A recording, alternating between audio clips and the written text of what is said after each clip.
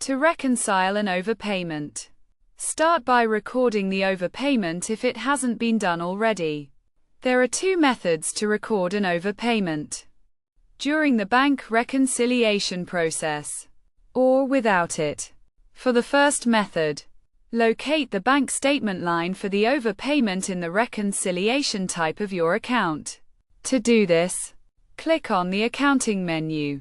Select the bank account where the overpayment was made, and then click on the Manage Account option.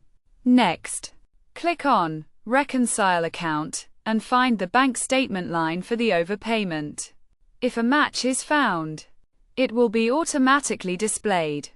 Otherwise, use the Find and Match option to locate it. Select the overpayment from the list and click Reconcile to finalize the process. If there's no existing bill or invoice to match, create a new transaction by selecting Send Money or Transfer Money and choosing the overpayment as the payment type. Enter the overpaid amount, account, and tax rate, and then save the transaction. The second method involves navigating to the business menu, clicking on Bills to Pay, and opening the relevant invoice or bill.